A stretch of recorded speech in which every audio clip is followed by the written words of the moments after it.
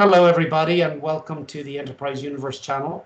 Speaking with Dr. James Stalker, founder of the Enterprise Universe, inventor, philosopher, entrepreneur, and scientist. So, what would you? We had a very long conversation the last time, Dr. Stalker, about people and the various intricacies and of dealing with people and the idea of kindness and the value of treating people with kindness, both for the entrepreneur and for the business. Is there more you want to speak about on that topic today? Thank you, Eamon. Appreciate the introduction. It's great. And yes, I think we had a very long, productive session the last time. And you raised more questions, which really were great. And I didn't have enough time to really address some of that. So I'd like to go over that during this session and possibly the next one too. But it would be great actually to make this work. So let me just say one thing up front. And I think we should never forget about this as entrepreneurs. And that is this: as an entrepreneur, making your customers' lives better is really the perennial goal. That's the only goal. I want to actually have people or entrepreneurs write them on the wall. That's it. There's nothing else.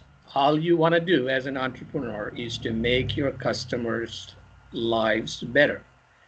That's it. So how do you do, what kind of technology you use, what kind of techniques you use, all those things are minor details, actually, once you understand that goal. So I want to put that out there. And then we were kind of going back and forth on what kindness is. And it's ironic that we have to actually discuss that, because we have gone so far off the rails, we really don't know what that means. So I will tell you what that means, and using an example that we talked yesterday. So in my view, and again, from an entrepreneur's perspective, we're not talking about saints or all of those great people out there that help everyone else, unlike us. I'm just talking about, as an entrepreneur, being kind to some other human being means this: you put their needs ahead of yours, and you put all of your resources, mental resources, your expertise, your products and services, to help them achieve their needs, goals. So you're essentially going there without any baggage. And that's really what I mean by being kind. So in other words, you're not there interacting for a return from that interaction to you.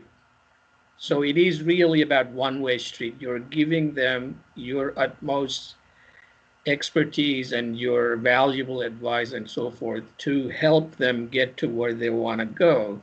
And that's what I mean by kindness.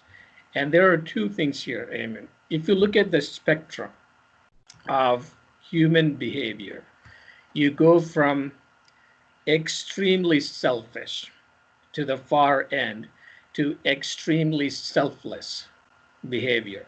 So think of those two extreme ends. So where does entrepreneurs' interaction with people, customers in general, it falls somewhere between those two extreme ends. In that, where as an entrepreneur, you're not doing things just for your customers. You're also trying to get something back from it, right? So you're getting paid and doing all that stuff. So it's not totally selfless in a way. Okay, so that's one thing. But as somebody who wants to be a leader in the leading environment, I still want to make sure that I'm also using my kindness toward my customers and people in general. But to be a leader, you have to move toward the far right end, where it's kind of like selfless behavior. And that's not easy to achieve for human beings, but I'm saying two extreme ends. As a mathematician, I always think about the extreme ends and how you go from one end to the other and what happens in the middle and so forth. So that's the spectrum we're talking about. So I'll give you one more point. As an entrepreneur, you have learned a better set of behaviors and you want to take that with you to deal with everyone else, as we talked about. Would you like to use kindness in dealing with other people? That's an option for you. You don't have to use kindness in the way I described, which is putting their needs above you. Don't expect anything in return as you interact with them. So that's really what I mean by kindness. It's really not something abstract. It's pretty clear. So don't have any expectations when you deal with them, but try to pull in all of your resources to make them or help them achieve their goals. Right. Within the context, though, of some kind of value exchange, though, Dr. Stalker, right? Because like this is one of the challenges is that life is short and you cannot just give to everyone all your time. So there has to be some element of value exchange, right? That's in the customer Yes. dealing for sure, Yes. because you really have to get something back. That's why I said two extreme ends. In the middle, you have customer interaction where you're getting something back too. But I approach that with kindness also as a requirement for me to be a leader. I will tell you this and why. If you are a leader, a true leader, even you really ought to have kindness. There's no other way you would become a leader. So when we talk about people, like dictators and so forth, people think he's a strong leader. They're not. They're just confused. They're actually some of the weaker people that we know on the planet. But they're having this facade where they're strong, they're doing this and that. No, kindness is the only way you will ever become a leader, true leader. So I'll give you use the example that we used yesterday, the other day. So Eamon and I are working on this budget issue for the enterprise universe. And Eamon is the budget guy. And Eamon and I understand that, we are kind to one another. We understand he's trying to help me with my goals. I'm trying to help him with his goals. But he has an issue with the budget. We identified that. And I say, Eamon, okay, let's tackle this budget problem as humans, separating ourselves from the thing. That's good. So what happens, Eamon and I discuss it, and we come up with a plan. Let's say, Eamon, you do get this done in the next 2 weeks. And we meet up after 2 weeks, and Eamon hasn't done what we discussed. So that's a point of interaction where if I'm not kind to Eamon, my behavior towards Eamon would be quite different than what I would describe now. So I would say, sit down with Eamon and say, okay, Eamon, we talked about this. This is what we were going to do. What happened? I want to understand from your side as a kind leader. Then I would say, blow off my cork and say, come on, Eamon, you this and that. And that's really, it's actually going to impact the whole situation in a negative way. And that's really what I mean by it. Right. And I understand that but it takes both sides coming to that party with a similar attitude, because we have a tremendous capability even for self-delusion. Like, just to play that out, oh, I was busy, or it wasn't quite clear, or I was assigned to something else. I have found that I don't always get sincere. I'm not always sincere and honest, and I don't always get sincere and honest interactions with folks. So there'll be a tendency to go for the easy way out or the face saving. And I think we've got whole cultures based on this idea that the number one thing is to save face, not to actually be truthful. Like, I'm just saying, if I'm coming back to you with all sorts of excuses, it's pretty difficult for us to get to where we need to go. If I don't go in there with some maturity, we're going to have, no matter how kind you are, it's like, no, we're not going to get anywhere, if that makes any sense. Is that makes true? A lot of sense. It makes a lot of sense. Eamon, I'm telling you, leading is not a simple environment. It's not going to happen overnight. It takes a lot of training, a lot of retraining. And that's why it's a learning environment. So we're not saying, on day one, Eamon and I will have this understanding. Yes. No, it's going to be a constant battle. It's going to get over some time. It's going to get better. But here is the thing, Eamon. It's a new game. That is true. It is a new game, and we all have to understand the rules. That I'm not Right. abusing. You're not abusing. We all Yeah. have to understand the rules. One of the things that I find difficult with this concept is that my experience has been that you don't have to dig very deep to get to confusion. And what I mean by that is let's take for that our knowledge may be much more shallow than we actually believe it to be. And let me give you and let me think of an example. So let's just say I have had these kind of conversations like what is a requirement, you know, like or what is a principle or what is a capability or very basic words we might use.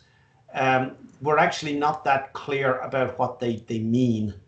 And when we start digging into it, so one of the things that I think it makes it difficult for us to be into this kind of kindness relationship is that we actually can be quite ignorant, and we're quite unaware of our ignorance. And then if we're asking to now engage in what would be an authentic relationship, oh shit, I'm going to get exposed as not really knowing that much, and or maybe I just don't know that much. I never even have asked myself any kind of in-depth question at all. I've been skating on the surface.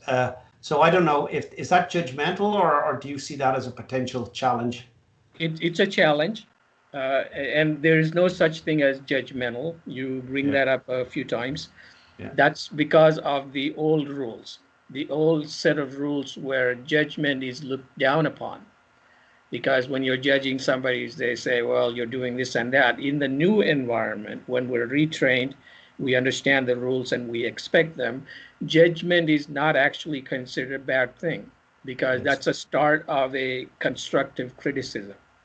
As a right. matter of fact, when these folks are trained, Eamon, they're going to look long for it. That's really what I mean. And I think that's the key here, Dr. Stalker, is that you use these words like kindness, and we're like here we are almost on our second hour talking about that one word, right?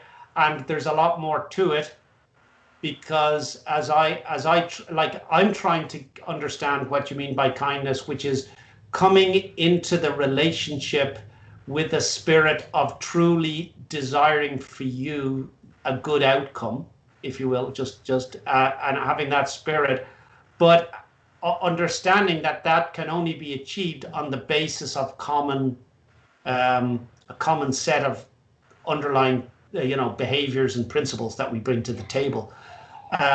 So you can't just go in and be kind to any old body. You got to be kind in context of both being on the same page, and then one is ready for the criticism, if you will. You're ready for the feedback. You're, as you say, begging for the feedback. But the challenge is, I wonder how long is it going to take? Like, how long do you think it takes to get someone to the point where they're actually able to be? Because I guess good science is like this, right? Good science is it's a little rough and tough, and you come to it. It's about the science, not about the personalities. At least it's supposed to be. How long does it take to get there? Well, even a Like for large, aim, like, large corporation, yeah, and again, everybody has to get involved in it. It's not just a few C-level executives or mid-level managers. No, it's really the entire organization has to get involved in it. And I would say it's about a year if you're lucky to get the whole thing right. So in our case, within the enterprise universe, I would be able to shorten that because I have a lot more time to spend with our folks. If right. it's outside entities that we have to train, which I would be willing, and in fact, I would be more than happy to do, but because of my time and also their time, it's going to be at least a year-long process before they retrain themselves. Right, and I agree with you that that for you trigger that. I think in some of the earlier talks I was kind of going on, I don't understand, Amazon is just a catalog.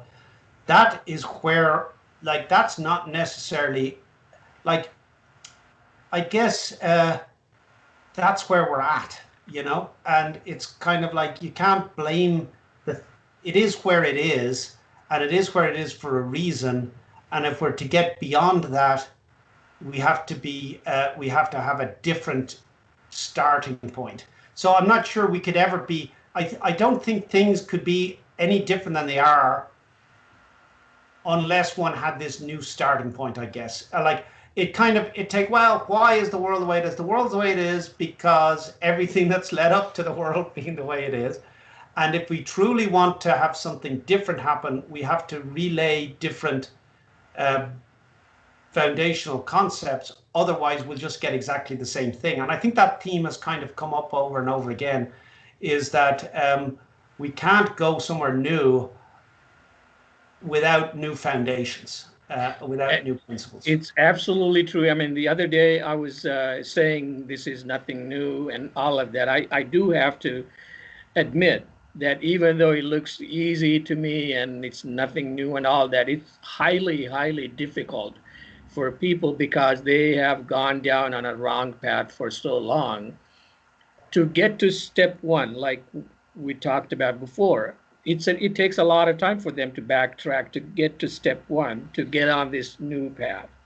But there is hope. You could always get to that step and then start moving along. So I'll tell you this too, Eamon. You give me any large corporation, there is leadership deficit.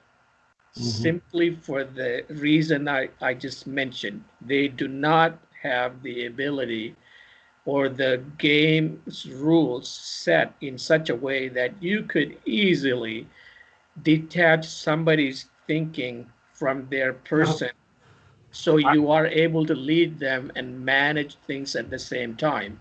That's really the difficulty. Every organization has that deficit. I remember there was,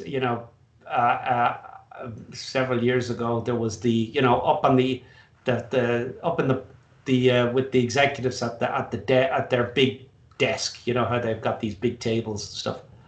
And God bless them, it makes sense to have a big table if you're going to have a lot of people around. But there was this kind of comment of, well, we're all going to just be truthful and honest and get it on the table, And this guy got up and gave it the full kind of like, here's all the problems. He got fired about a week later, and it's kind of like, it's that, but that's the reality. Is how can you get, if the reality is that you're going to get, I think it's very challenging, if we don't have true leadership.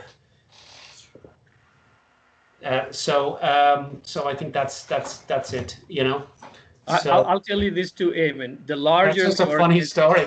It's kind of like suicidal, like honest suicide by honesty. It's like, oh, that's not going to happen within the enterprise universe. Believe me, we will not let that happen. Everybody who does that, Eamon, they're going to be hailed as heroes within the enterprise universe. But I'll tell you this: the larger the corporation, the deeper is the deficit. Yeah.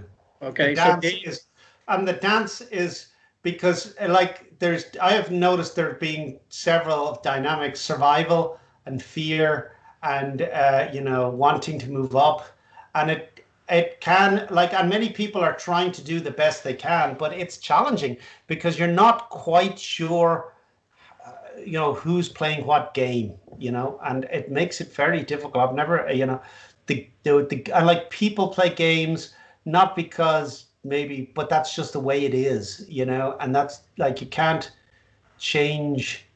I think this thing of, I'm very concerned about this idea of, wow, what, could I truly play the game without, could I be like, I think it's going to be quite a challenge, Dr. Stalker, given our quote unquote programming. Yeah. to come into it like this. I'm not saying is I think we have to evolve, but geez, I think a lot of us are going to come to the game with a lot of baggage. It is for sure. So initial work is going to be pretty deep. You know, I need to really do a lot of work, and I will rely on folks that are trained, undergone, and they got their own ideas also. But it's an ongoing process. That's why I want to make the enterprise universe a learning environment, and which is really our next fundamental. And then we'll top it off with competitors and how you deal with competitors. That's the last one, but not by any means the least one. It's as important as anything else. But you're right, Eamon.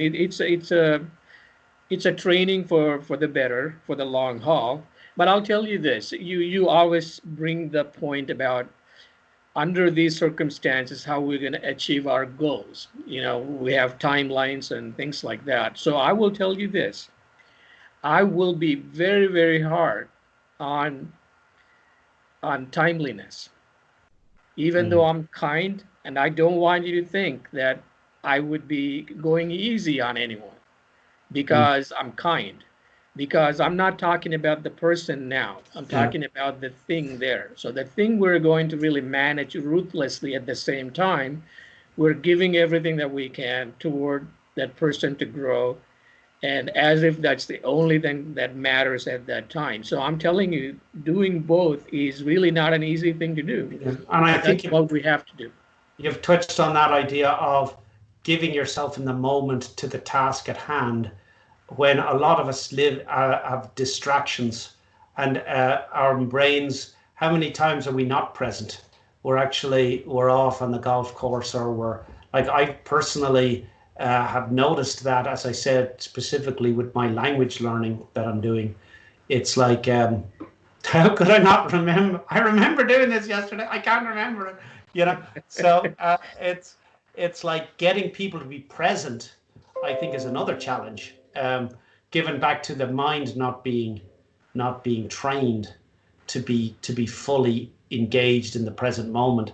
It feels to me like we're it's the monkey mind, to use that metaphor of, it tends to jump around a little bit. And I think our culture and our the I think the like isn't really targeted advertising based on hooking that monkey mind and pulling it away from what it's doing to what you want it to do. And so manipulation, like, I think this is a huge paradigm shift, I think, in terms of and I was talking about it today actually with somebody else, which is that I really feel, Dr. Stoker, that the 19th century attitude, it almost feels like many of our innovations today are going back to a 19th century view of people. It's almost like we're going backwards. It's like, I don't know. It's like, for example, the Uber, the gig economy. We won't give them insurance. We'll pay them a minimum wage, and we'll give them an app.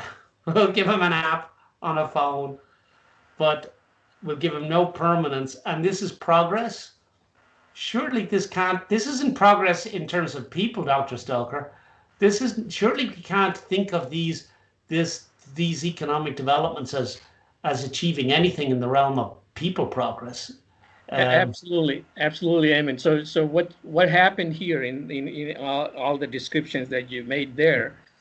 They unhinged their efforts, marketing efforts, technology development efforts from the human beings, mostly their customers too, which is really the segment of population they ought to be doing some things for. That's the reason why they're in business, but they're using all these techniques to kind of fool them into buying stuff that they don't need.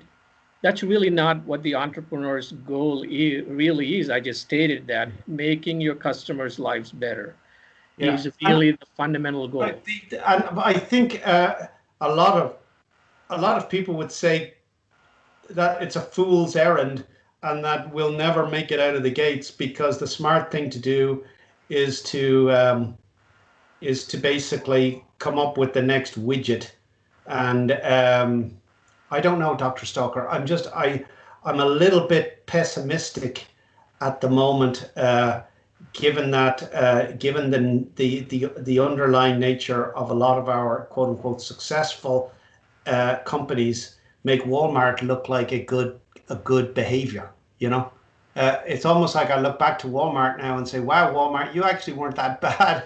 At least you employed people, and you gave some of them health care, and it was a steady job, reasonably. That's better than I think being an Uber driver. Where Oh, you're literally only as good as your last lift. So I don't know, Doctor. I'm very. I think our whole this paradigm shift you speak about of getting people oriented uh, is a huge. I fear that if we don't make this move, that we will have continued unrest socially. I don't see how we can continue not in a mode where we don't put people first. but It's just you touched on a lot of great things there, Eamon. I'll tell you this: I don't do anything that's easy. yeah. Okay, I always done the hardest things possible, and in this case, we do have to do that. But what makes me hopeful is when we stand out as an example. That's really the way to really change anything. You just can't say you can say all day long what you want to do, what you want them to do, but if you're not able to do it yourself, it's really not Yes. going to go anywhere. So we are going to change that, and that's how paradigm shifts really take place. So we're going to do what we are going to be doing, but I don't want to do that just for myself or for our enterprise universe, but we want to actually make everyone else better outside that bubble. And it's going to happen, Eamon. It's really a matter of time when they say, what have we done? Where are we going here? It's like we forgot the very people that we're trying to help.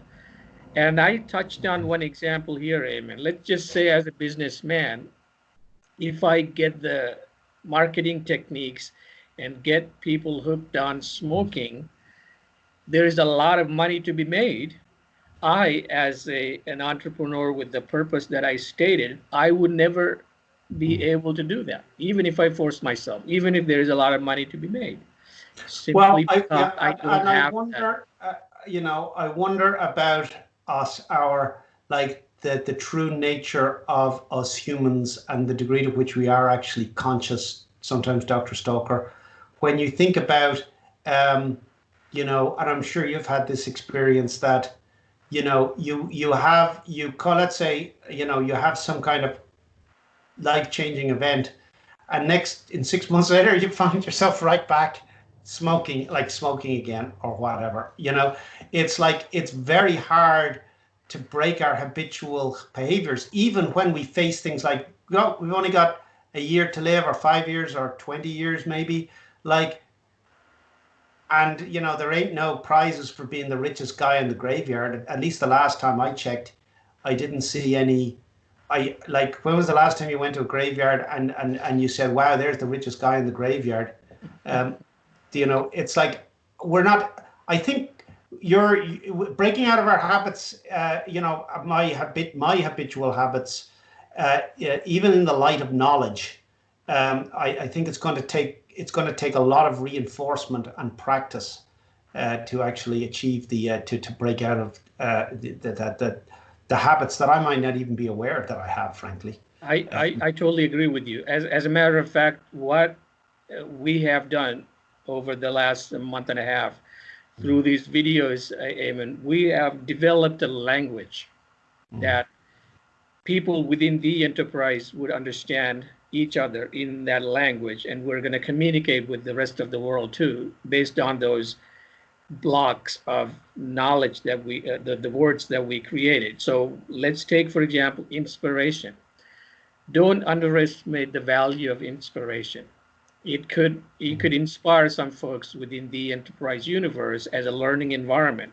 You have so many options to go to get inspired, and as a matter of fact, you could inspire others too. That's even more That's challenging and interesting to people. So from a neurological perspective, and I know this is speculation on my part, not being a neuroscientist or anything, but it does feel to me that we're dealing with brain issues here in some sense of, behavior and hardwired behavior and reactive behavior and how to actually, rewire ourselves somewhat. Um, you know, so have you thought about any of those kind of ideas related to this? I have not trained myself, obviously, like the regular neuroscientist, but I have a theory that I'm working on. There will be some fundamentals that I will be publishing about, where the mind and the brain, the physical matter, and the mind, the so-called mind that we think about all the time, what's the connection there? That's really not, it's an area of research, and I don't know how far they Right, have. and it's just my only the only reason I'm bringing it up is that from a personal perspective, I'm not super attached, at least I don't think I am, to what I know, right? But I am unsure about my abilities to move in a more positive direction. So that there must. I'm just talking about techniques. We've talked about the reinforcements and the words and all of that. I just wonder if or is it's just going to be a bit of a slog, just because that's the nature of changing fundamental behaviors. It is a challenge, but there is a hope within the enterprise universe. So here is the second part, the flip side of it. Inspiring is the first step. Yeah. Whether you inspire yourself or get inspired by others, but you need to have the necessary tools. Yes. When you don't have the tools, Eamon, just because you're inspired, it's really not Yes. going to Well, take and you. that's kind of exactly my point, is that just because I like what you're saying, Dr. Stalker, and just because I recognize that probably I manifest a lot of the wrong behaviors, doesn't necessarily equip me to change a damn thing. No, it's not. That's why I pay a lot of attention to the tools Right. necessary. It might be just my own time spending with folks when they get trained first and how to fine tune and all of that. It's really inspiration starts. That's where it starts. But you need to have all the necessary tools. There's no Right. doubt about No that. shortcuts. And, Yep. and we will definitely have that. And Eamon, we touched on a bunch of other things, to finish off this Q&A. You made a lot of great points. Actually, I don't know which one is better to tackle. For example, you talked about being an entrepreneur should realize that they have a surplus, because I say that they should be in the game of giving, right? But that's really not the whole thing. I'm not discouraging anyone from becoming an entrepreneur. As a matter of fact, I want pretty much everyone under the sun to want to be an entrepreneur. But even if they don't realize they have a surplus, when they get inspired, they work toward it. Pretty soon, sooner than later, Eamon, they're going to realize their surplus. Okay. But without realizing that, even if you have it hidden in you, don't start becoming an entrepreneur, because you're going to confuse yourself or you're going to confuse your customers. We're going to take them on a wrong path, which is what really happened. A lot of times you bring up these huge, named companies, and I Yes. don't want to, directly criticize anything that they do. They do some things Well, they better do than lots of others. they do lots of things well, and they're to be admired in many senses. It just feels like there may be some contradictions there, and it feels like you're trying to do something different. I think I bring them up more in the context of contrasting what you're saying with what I perceive their behavior to be, and there is a risk that I'm judgmental and actually misinformed, frankly, because I may not actually have a clue. But at least it, and that, so, but I do feel that it is very important that we focus on this idea of um, surplus, because it's such a key idea that productivity growth comes from the surplus. Otherwise, we're just treading water. There's like at least in the theory of capital, growth comes through surplus because we reinvest the surplus. If we go with this idea that we're in a post-capitalist age and that it is ideas and people and information, that's the surplus. That then becomes the scarce resource, and that is in fact the engine, not of economic growth, but of people growth, of societal growth. And that, all I'm just saying is that it seems like a very important point, this idea of surplus. As a matter of fact, Eamon, for entrepreneurs, that's really probably the most important thing in the world, because when you don't have surplus, you don't give. Yeah. Because you really want to look inwards, because you want to make sure you got everything. There's nothing wrong with it, as I said before. And I think there is a little bit of this idea that all of the surplus of a corporation goes to the investors and to the C-suite. How does that make any sense from a societal perspective? I know we give taxes, no question. Taxes are given as well, but we seem to have a rather, there is a challenge with surplus, and there was one guy said in the papers the other day that if you took the caring economy into account and the fact that people are paying people to take care of their kids and stuff, that actually people productivity hasn't gone up a lot at all, because we're just paying people to do the caring that they were doing beforehand, but that shows up as economic activity when in fact the net amount of activity hasn't actually increased. Does that make any sense? It does. So you touched on something really important. I think we will talk about that further when we discuss what's wrong with capitalism, or what could be done. We're not counting a lot of good stuff, I think is the point. A lot of good stuff isn't getting counted. And I don't know, maybe we're actually going negative because people are working more at home and it doesn't get counted. I can say for sure, Dr. Stalker, that raising two girls is a hard business these days, and it's two full-time jobs. Two full-time jobs right there. Yeah. So parenting is something that I say probably one of the most difficult things in the world, and it does not come with a manual. All right. Yeah. Oh, God. You have to figure out as you go and do the best you can. And yeah. So we're at the any last comments, Dr. Stock, before we say goodbye to the audience here? Well, I want to leave with one idea that you mentioned about rich people worried about losing their money, Richard Burton's case, and you mentioned that a couple of times. So I want to say this, Eamon. I just find it amusing. It's kind of. It is amusing, actually. The only thing we should be worried about, the only thing, okay, in what I'm trying to develop in the paradigm shift that you're talking about, the only thing that we have to worry about is losing our humanity. Right. Think about that. That's huge. But I think, Dr. Stoker, another thing we need to talk about in that context is you are already living in that post scarcity. You've got a post scarcity mindset. It feels like we are still living in a scarcity mindset. You're at the thing of, in a world of such possibilities, the greatest threat to ourselves is that we become machines. Is that kind of what you're saying? Yeah. That we are ourselves not humans. And I think that's and I'll have to think about that, but that our biggest risk is the fact that we lose our humanity. That's really pretty profound. All right. That's the only thing we should really worry about. And that's a whole other topic right there.